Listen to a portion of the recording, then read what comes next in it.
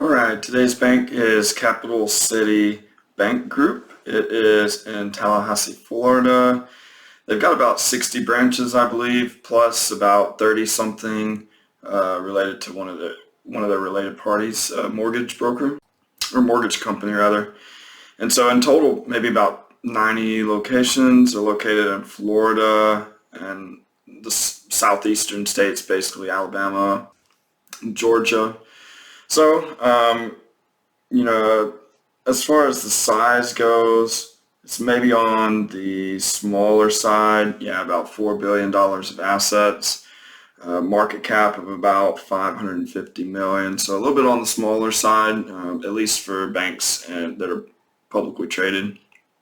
Um, but one thing to note about their financial statements over the past year or so is that they've been filing them late and they've been restating them and stuff. So, and they've been getting dinged for material weaknesses in their internal controls. So, when going through our analysis of their financial statements, we're a little bit cautious, I guess, like, are they really accurate? And so, I hope they've been working through all of the internal control improvements and implementing new procedures and stuff. So hopefully everything's behind us, although they have not released the second quarter earnings yet. And, most banks have released the second quarter earnings. So we're relying on the first quarter here and sort of in the dark on, what's happened in the second quarter. So let's get to it. We've got here the trend of their pricing. So most banks kind of have an up, down, and then sort of decide where to go. But, this bank's had a sort of a downward trend the whole year, and I think that's mostly due to the financial statements not filing on time and errors and all that kind of stuff. So maybe investors are suspicious. But just like all banks recently over the past week or so, we've had a big run up, which has been great. They've got a PE ratio of about 10.66. That should be about 9.5% earnings yield and moderate dividend yield. And then coming over to the statistics side, we can see that they've got a price to book of about 1.2. It's a little bit on the high side. Although, with the run up in the pricing of banks recently, actually somewhere between 8 and 10% earnings yield might be kind of the norm now. And if we come down to the earnings, we can see we've got a return on assets of 1.13%, return on equity 11.4. Those are all really, really good. For the return on assets, we'll typically see 0.8 to 1.05, something like that. So they're making good money according to these statistics here. So we can tell that, maybe it's a pretty profitable bank with, pretty average pricing for the past week's run up in bank prices. Anyway, so let's start going through it and we can see if it might be a bank that we want to buy. Getting down to the balance sheet, we can see they got about 300 million of cash. And that's about 7%. That's on the high side. We typically see somewhere around 5% for most banks. So 7%, they've got a pretty good amount of cash. As far as securities go, including the equity securities, they've got about 930 million. And that's almost 22% of the assets. And that's on the high side also. We typically see somewhere between 10 and 18%. So they've got a lot of securities also, so we might be looking at a fairly liquid bank. As far as the loans go, we've got 2.7 billion, and that's 64% of the assets, and that's on the low side. We'll usually see something like 70 to 75% of loans on a balance sheet, so they're a little more allocated towards securities than they are toward loans. So, there's a trade-off there. They've got more liquid assets, more, because the securities and cash is more liquid than loans. But on the flip side, they might not be earning as high of a yield if they have more allocated towards securities than toward loans. But it doesn't seem like it's that much of a difference compared to most banks, so it's probably not a drastic reduction in interest income or something like that. So I would suspect they've got a fairly average interest income. Of course, depending on the allocation of the types of loans that they have. Coming down to the liability side of the balance sheet, non-interest-bearing deposits, almost 1.4 billion, and that is, wow, 35% of the liabilities. That's a lot, and that's almost double what we would typically see for an average bank. So that's fantastic because that means that they can have a source of funding that doesn't cost them anything, and they can actually maybe perhaps earn fees on it as well. So, and then they basically have hardly any debt at all. And so, it's basically 35% non-interest bearing deposits, 60% interest bearing deposits. So I would suspect that they've got a pretty low interest expense relative to most banks because, 35% of their funding doesn't have a cost. And then they don't have any or very much debt, which would be kind of a higher cost funding source. So they've probably got a really cheap interest expense. So let's go down to the income statement and see if that's the case. So we've got 46 million of interest income. That gives us about, wow, that's 4.72% of assets. That's really low, especially over the past quarter. All the financial statements we've been looking at over the past quarter have been at least in the fives for, some of them 6% and above for interest income. So for them to have 4.72% of assets and interest income is really, really low. And I guess maybe that's partly due to their higher allocation to securities and cash. And, once we get into things, we'll find out why that is, but that's a really low amount. The loan yield is 5.91%. That's not too bad actually. So for, 5.91. I mean, most of the loans we see lately are, somewhere around 6% or above. So 5.91 is not too bad. It looks like it's the securities that are bringing them down. So securities, it looks like are yielding 1.81%. If we divide this by this 4.2 and annualize it and divide it by the securities balance, 1.81%. That's a really, really low yield. I mean, lately we've been seeing most banks having a yield in the 3%. So something in their securities makes them yield a really, really low amount. And unfortunately, they've got a higher allocation towards securities than most banks do. So, their interest income is being dragged down a little bit. But, coming down to the interest expense, they've got about 8.5 million and wow, 0.9% yield on liabilities. So that's maybe half, maybe it could be a third of what we've typically been seeing lately. So really, really cheap interest expense, and it comes from, the deposits. Deposits are 0.83% yield. If we divide this and annualize it by the deposits balances up here. So like we were talking about, they've got really, really cheap deposits, or like we suspected, probably mostly due to them having a lot of non-interest bearing deposits. So that's fantastic. We've got, got a low interest income, but also a super, super low interest expense. So that might have saved them.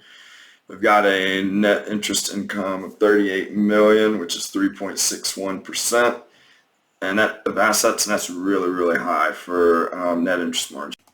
So they've got a really good net interest margin, and mostly due to cheaper funding sources. So that's awesome.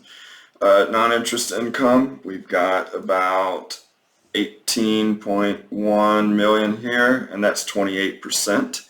That's basically double of what we would see for most banks as well.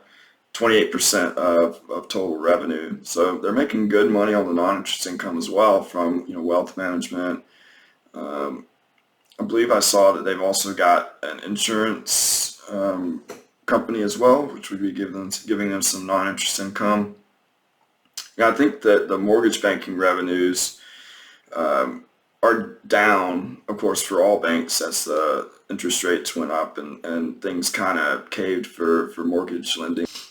And I think that they own a mortgage company, own about 51% of it, so it's consolidated in here, but someone else has a non-controlling interest in the thing. Anyway, so I would think that, in the future, if the mortgage banking prospects get better and banks start originating a lot of mortgages again, we could see non-interest income increasing further. At some point in the future, maybe that will be the case. But right now, mortgage revenues are a bit depressed for all banks. Anyway, so that's a really good non-interest income. And then coming down to the expense, we've got 40 million here, which is 62% of revenues, and that's really, really high. So that's not good.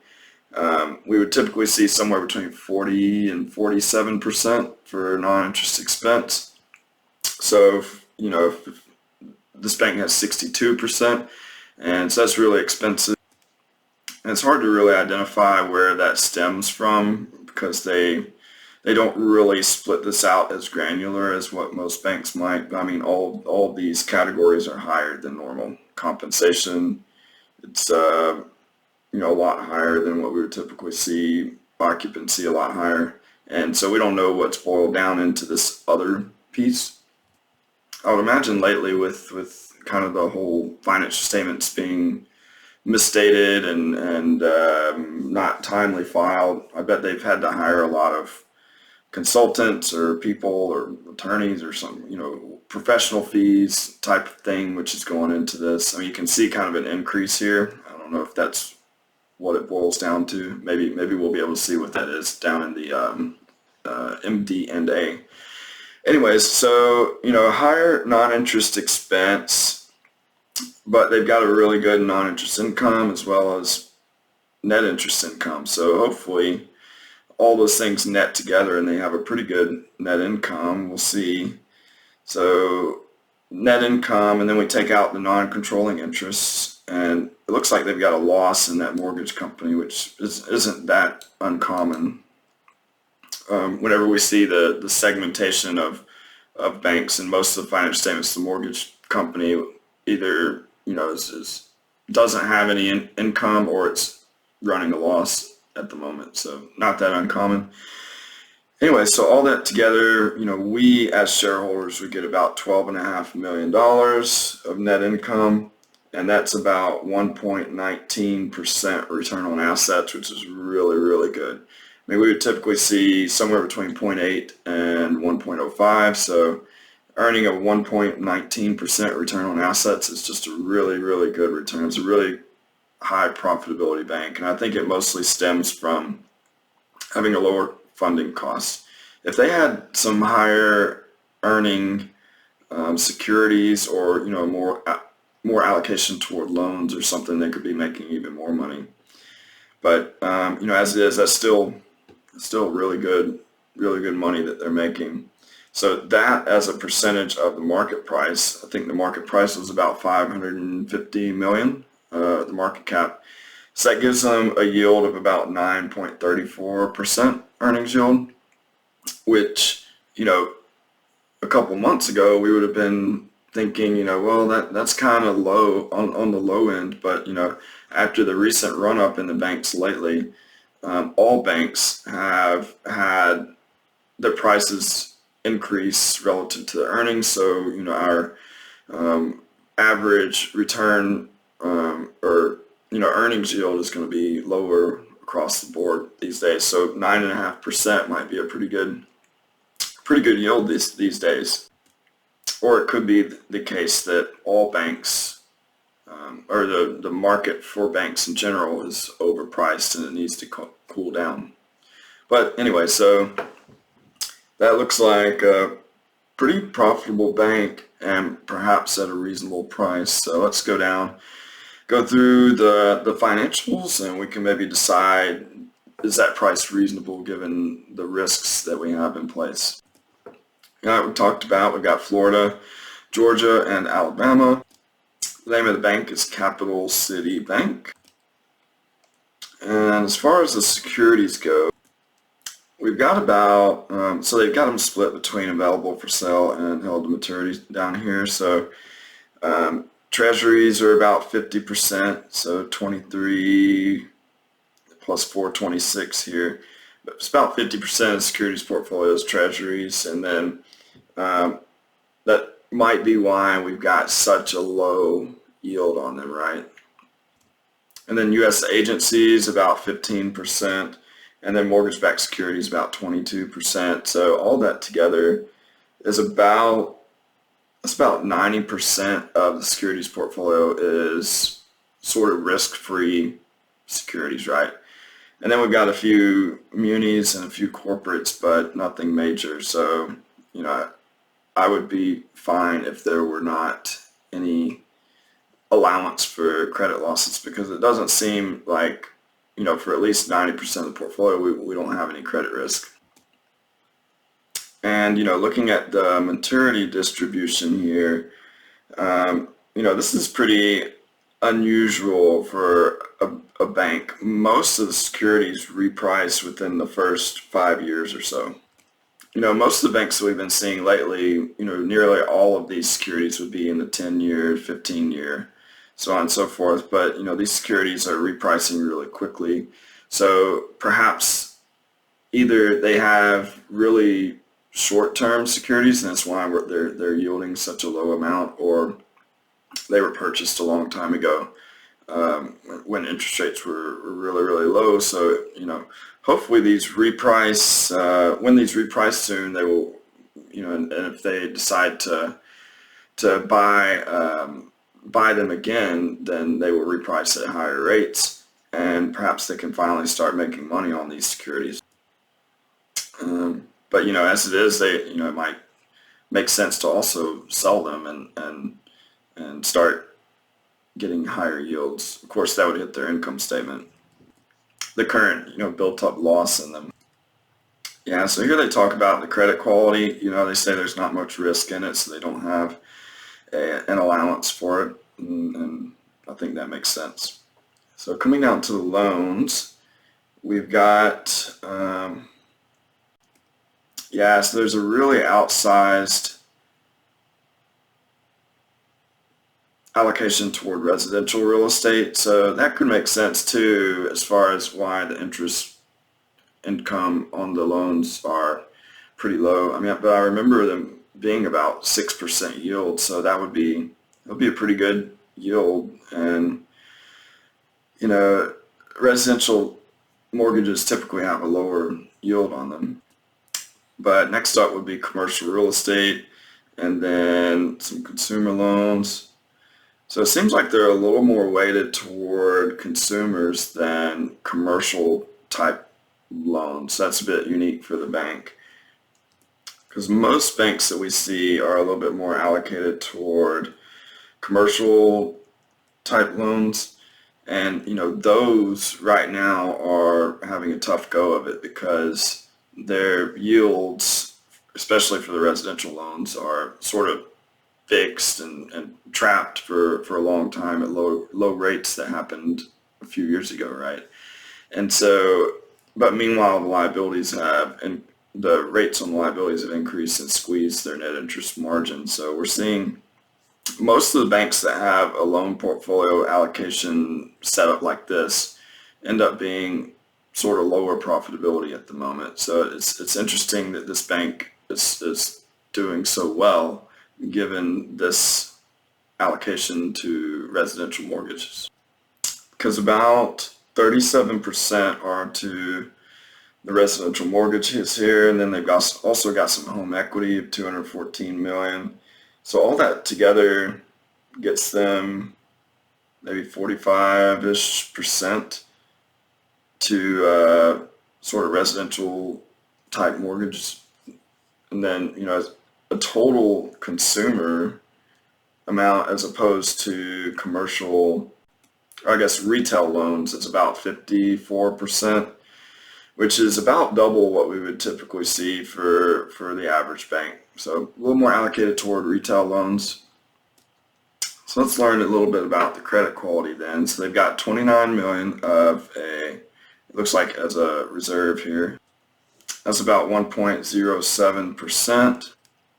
It's a little bit on the low side, but it's not outside the norm. And so we can compare that, as we normally do, compare it to the past dues, non-accruals, classifieds, etc., to see, does that make sense? So we've got past dues of 5.4 million plus 6.8.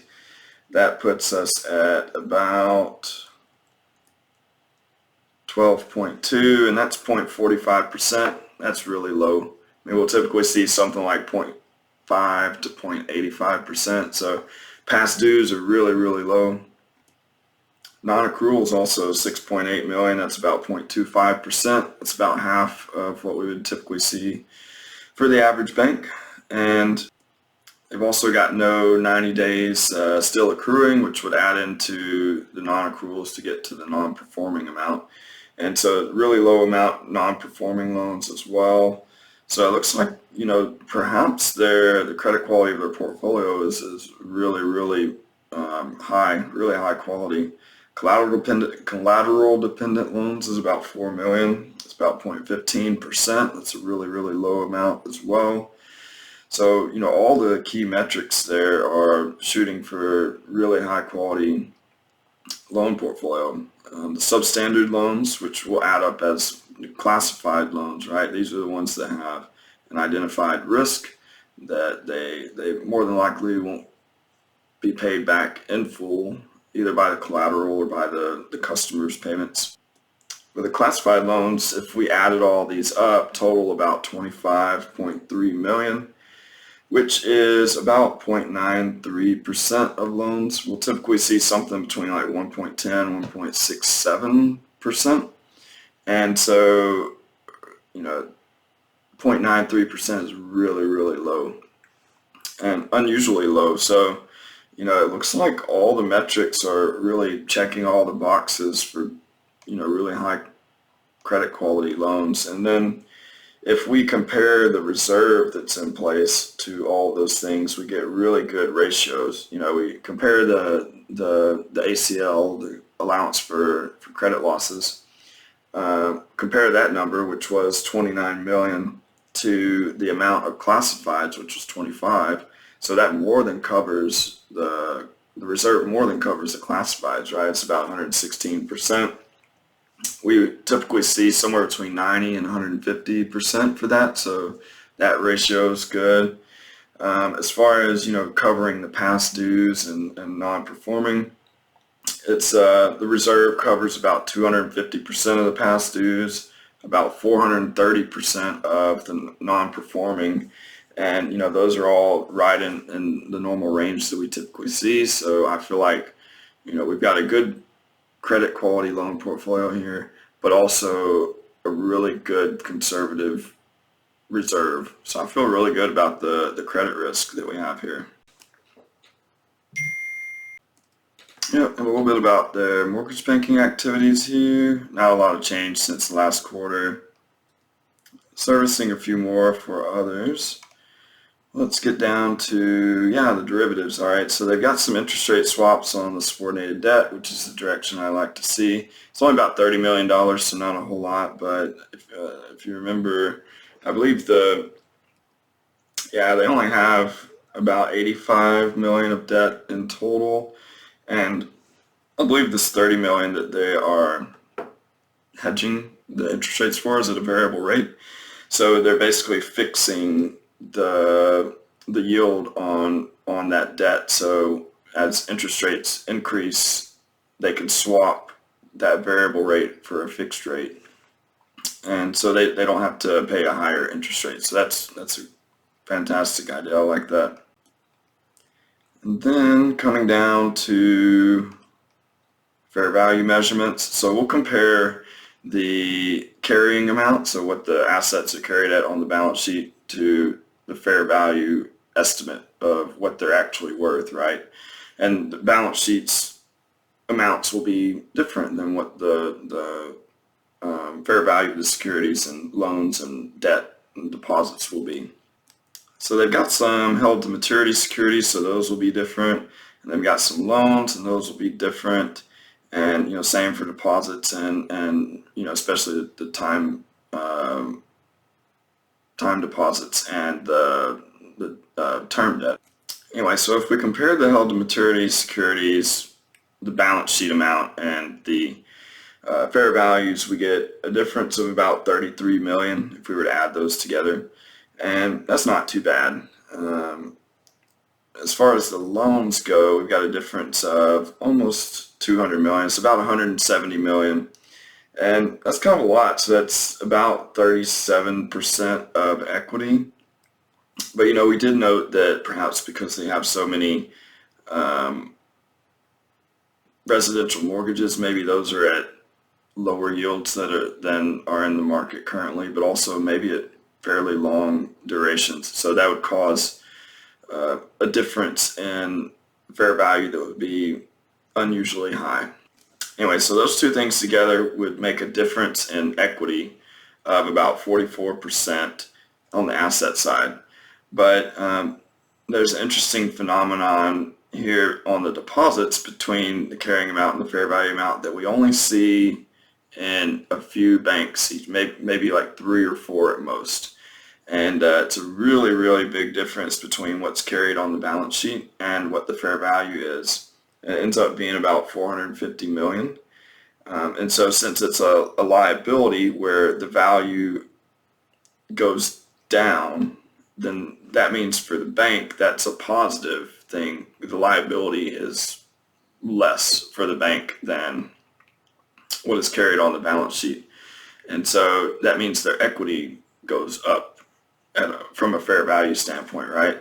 And a lot of that, I think, stems from what we were talking about earlier, where they have really, really cheap funding source of deposits.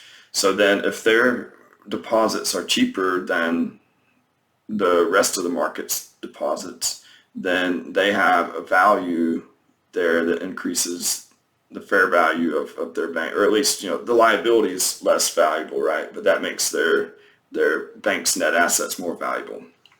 Anyway, so that together gives them, and if we take out the tangible or intangibles like the goodwill and other things that are intangible assets, that gives them a tangible fair value of net assets of about 600 million.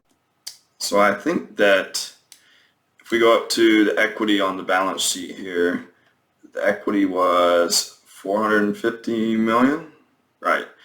So by making these conversions, we increased their equity to fair value up to 600 million. So we gave them a 150 million boost to their equity when putting it at fair value.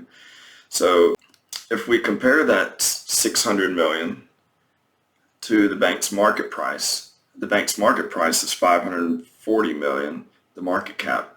So we can basically pay $540 million for the bank, and we get $600 million of net assets.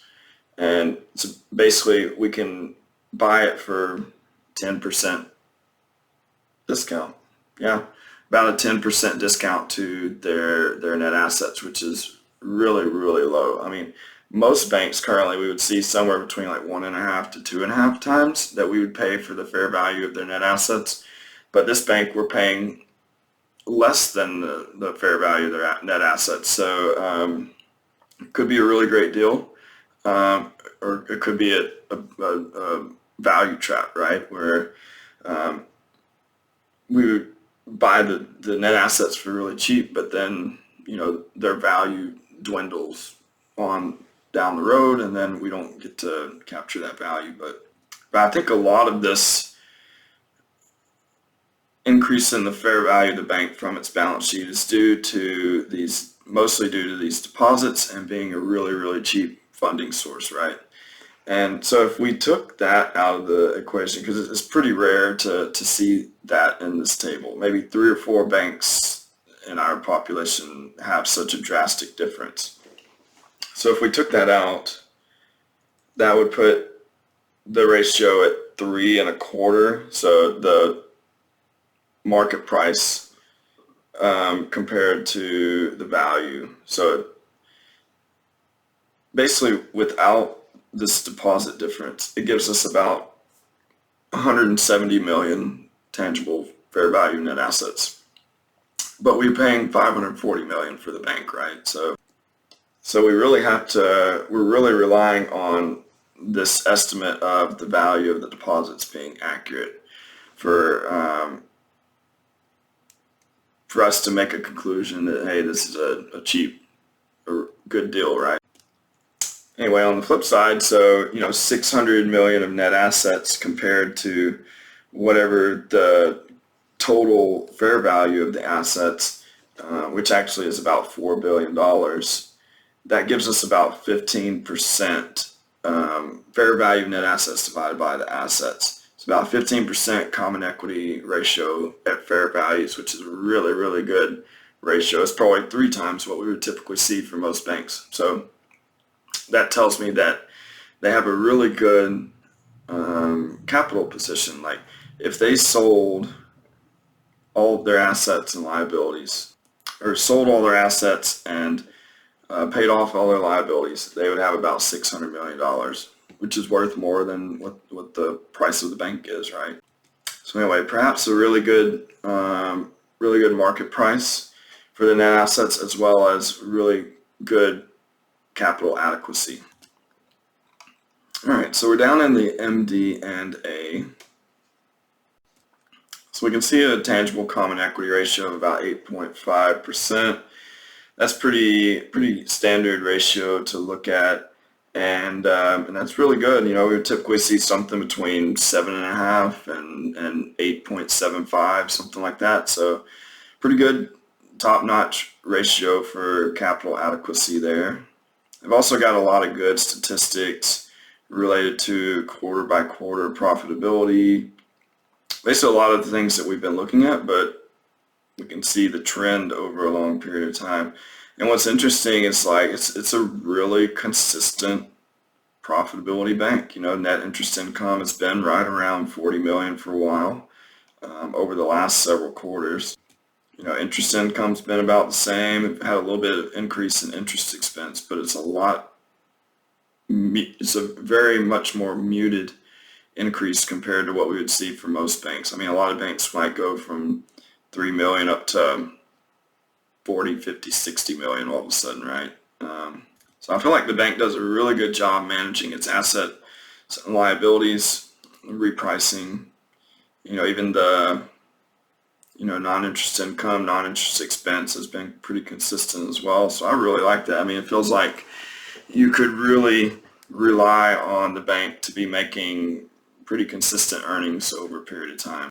And that's basically risk, right? Lower volatility, less risk, more confident expectation that they're going to continue operating and being as profitable as they are right now. Return on assets has been pretty good for a long while. Return on equity is the same. And all the capital ratios here are top notch. I mean, these are all above what we would see for the average bank. And far above what the regulatory requirements are. So it seems like it's a really well capitalized bank as well. Asset quality, all of these ratios are really muted. As far as, non-performing assets to total assets, etc. These are really, really low ratios. And, very adequate common ACL to loans percentage. So it's, this bank hits all marks, good profitability, good credit risk, good capital standpoint. Also, it seems to be good, interest rate repricing risk. It just seems to be a really well-run bank. And, we can come through some of this stuff here. Some of the main points that we want to touch on is, we did want to understand a little bit more about what's going on with the non-interest expense, right? So here they've got it broken out a little bit more now than what's on the income statement. So nothing really sticks out as being a standout cost of things. I mean, I guess, last quarter they had a gain on some of the Oreo, but that wasn't present this year. So, I guess just overall they've got a little bit higher expenses than most banks, at least relative to their revenue. But fortunately, they've got a really cheap funding source, so, that helps to mitigate that higher expense. All right, so what we would typically want to look at is, market risk, interest rate sensitivity.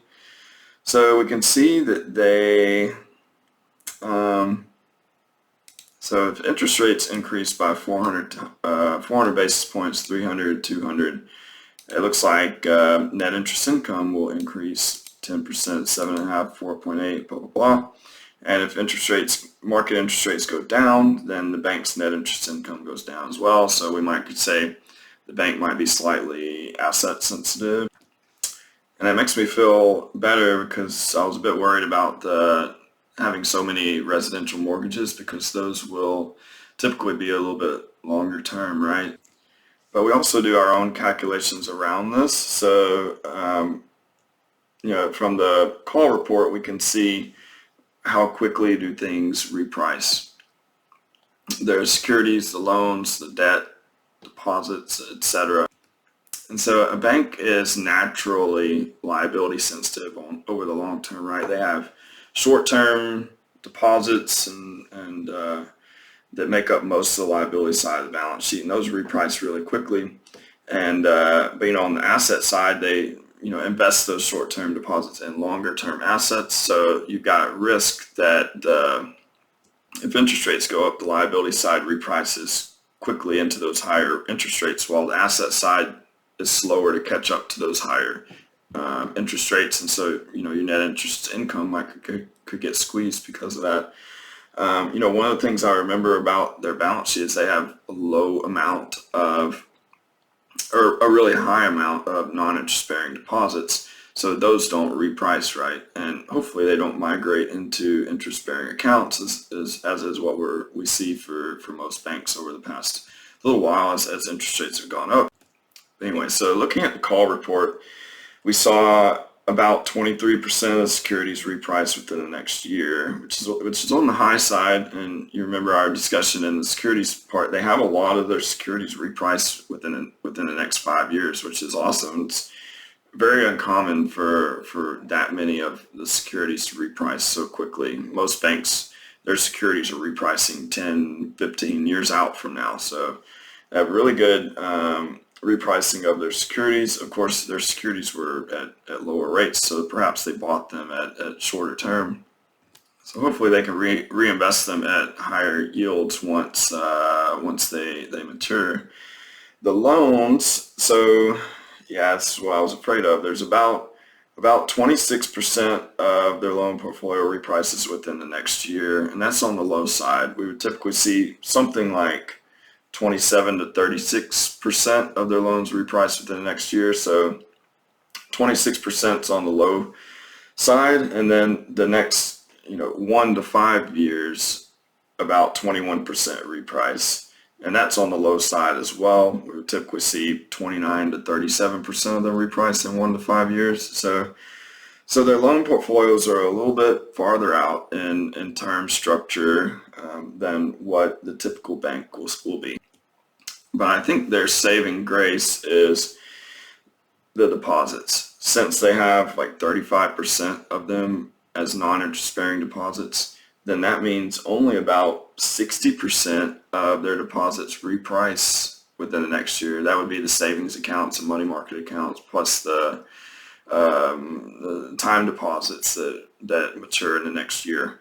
So, that's a really small amount. I mean, we would typically see something like at least 65 to 85%, or 65 to 75% of the liabilities repricing within the next year. So, and then entering into the equation debt, we would see a lot more debt repricing. But if you remember, they don't have much debt at all. So given that they have more securities that reprice than is normal and less deposits that reprice as normal, then it makes it to where the inadequacy of the loan quickly repricing isn't as much of a big deal, I think. So a lot of unusual things about this, everything seems to be different than the average bank as far as, the amount of non-interest bearing deposits and the repricing of the securities and repricing of the loans, but somehow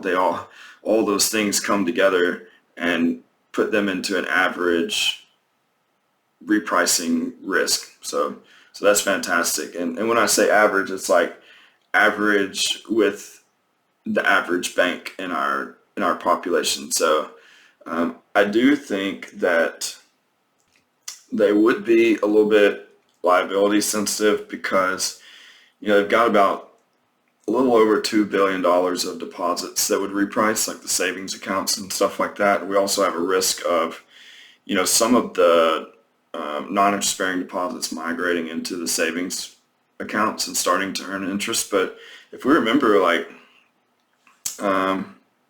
actually we haven't gotten down to it yet, I think, but the savings accounts yield a really, really low rate as well. So it might not be that big of a deal if the savings accounts reprice. Anyway, so we've got about $2 billion of deposits that reprice in the next year.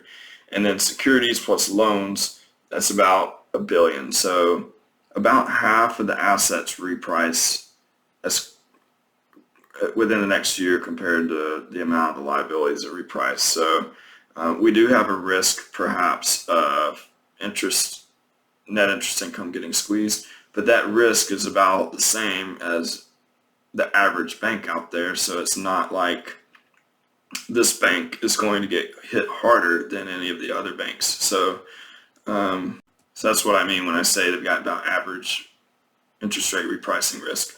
And so I think that's fine, right? They're in line with the average bank out there, and that's what we're comparing to when we're considering the price to pay for the bank and the level of risk that they enter into. So I think they've got, I feel pretty good about their interest rate risk. As far as the liquidity and capital resources, we talked about they've got a pretty good amount of cash, which I think was a little bit more than what we might see for most banks. They also have a pretty good amount of securities, which was more than we might see for most banks. So, I would expect that they've got a pretty good liquidity position. And so we do some of our own calculations for this as well, and they explain some of it here.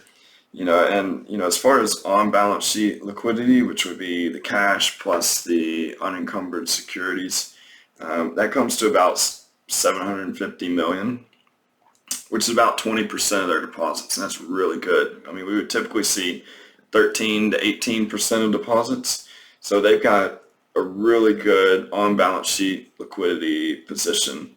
Only about half of their securities are pledged, so they've got the other half available to be pledged or to be sold and turned into cash, whatever they need. So I feel really good about the liquidity. They've also got, I think, about $1.5 billion that they can borrow, from various sources like the FHLB, Federal Reserve, etc. So that's what we would call off-balance sheet liquidity.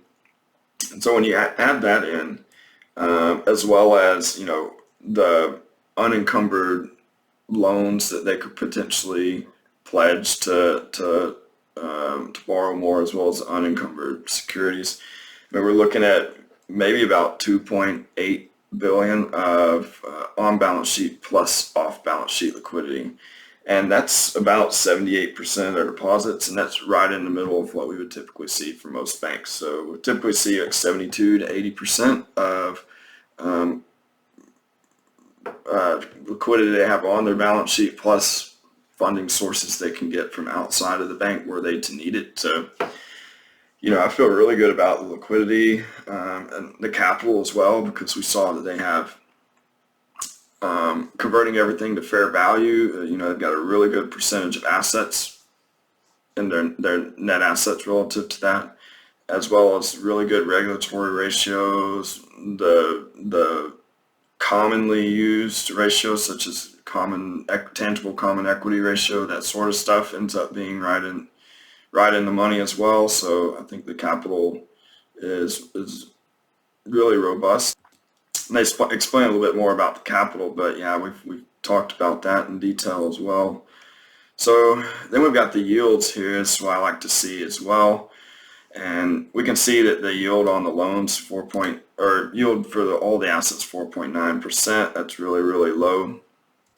I mean, right now we're typically seeing at least in the fives, and also above 5.5 in some cases. So this is a really, really low yield, really unusual, and but the loans are an okay yield. I mean, that would have been what I expected would be what's causing the low yield, because a lot of residential loans, right? But 6% is not that unusual. This past quarter we've been seeing a little bit higher amounts, but yeah, it seems to be the securities here, 1.78%. Perhaps it's due to all the Treasury securities, and they're having short terms, so sort of dampening their interest income yields here. But on the flip side, they've got fantastic yields on the deposits, so really cheap funding sources. And savings accounts 0.14%. I mean, that's incredibly low. And for the now accounts, 1.5%. I mean, that's super low as well. So at least for right now. And yeah, I mean, we've beat this to death, but they get a good cheap funding source here, and so that puts their net interest margin over 4%, which is incredibly high. I don't know if I've seen one that high. There might have been one previously, like a few days ago, but 4% is an incredible net interest margin. I mean, we hope to see somewhere between 3 to 3.5, right? So 4%, they're just making a really good margin, mostly due to the cheaper funding sources here. So hopefully they can keep that going. Anyway, one thing to note related to, they got a material weakness related to their internal controls, for not having appropriate internal controls in place to prevent errors in their financial statements, which they've been finding for the past several quarters, and been having to restate their 10Ks and 10Qs and stuff, and which has been really frustrating. But they've put in place a plan how to make that better, and so hopefully that all gets resolved soon, and they start putting out more reliable financial statements going forward, and we can be confident that we can rely on them. But this gets us to the end of the thing, so let's summarize what our thoughts were and determine what we want to do about this. So, as we talked about, it's a bank that's got really good liquidity. I think their return on assets was 1.19%. Yeah, 1.19%, which is an incredible return on assets, really high.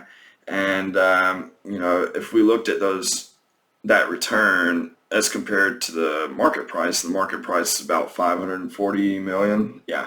So, and annualizing it puts them at about 9.34% earnings yield, which is sort of average for the past quarter and the past year. I mean, up until last week, we would have been looking for a yield somewhere between 9 and 11%. That's what we're shooting for. So this bank comes in 9.34%. Yeah, it's a little bit on the low end of that range, but it's still an average amount. But over the past week, all of a sudden the stock prices for all the banks in the market has skyrocketed. So now our average yield for earnings yield for most banks in the market is somewhere between 8 and 10%. So it's dropped a little bit. So now 9.34% for current market prices is actually pretty good. And so I feel like we've got a really good profitability bank with an average market price. So then if we look at the credit risk of its loans and securities, we saw that they've got really low past dues, really low non-accruals, non-performing, and really low classifieds. And so when we compare their current reserve to all of those things, their reserves seem to more than cover all of those amounts, and seem to be a really conservative reserve. So I feel really good about the loan credit quality in itself, but also the reserve that they have in place to cover any potential losses. As far as the capital risk goes, I mean, we saw that if we convert the fair value of all their assets and liabilities, they've got net assets that are a significant amount relative to most banks. They've got really good regulatory ratios like the Common Equity Tier 1 and all those things that are above what the average bank has. And they're far above the regulatory thresholds that are required to be in place. And they've also got really good liquidity. I think their on-balance sheet liquidity covers 20% of their deposits. And adding in their off-balance sheet liquidity, like that they can borrow from the FHLB and Federal Reserve, they've got a good amount there that covers most of their deposits as well. So I feel like they've got their capital is really, really adequate. As far as the interest rate risk goes, they have a few nuances that are different from most banks, like their securities reprice sooner than most banks. But they've got a significantly larger amount of non-interest-bearing deposits, which means that less of their deposits reprice quickly compared to most banks. And so, even though their loans reprice a bit slower, so they're a little bit longer term, longer duration, given that they have less deposits that reprice, offsets that, and all those things kind of put them into being an average interest rate risk and repricing risk compared to the average bank. So I feel really good about the interest rate risk as well. So, I think that largely due to having so many non-interest-bearing deposits, as well as even, their savings accounts and now accounts, everything was super, super cheap yields. Somehow they've achieved this. And, if that continues, then it's going to continue being a really profitable bank. And so I feel like the bank checks all the boxes as being, it's profitable. It, and it has fairly muted risks, and it seems to be a fairly reasonable market price as well. So I would say that it's a good bank to add to our portfolio. Unfortunately, they are having some problems with the accounting, and I think that is a risk that, hey, is any of this accurate and can be relied on, right? But they've identified the problems, and it seems like the auditor's on top of them. So, and each of the things that they've found have been important and material, but I don't think that they would have swayed our decision as far as the things that we're looking at in our analysis. So I would say, yeah, really good bank to buy. It's really profitable, muted risk, and a reasonable market price. So anyway, those are my thoughts related to it, and definitely do what's best for you personally, and do your own research and analysis. And and let me know in the comments if there's anything you can think of that I didn't mention, or that would add some valuable discussion to things. I'd love to hear what you have to say. So thank you for listening, and I will see you for the next one.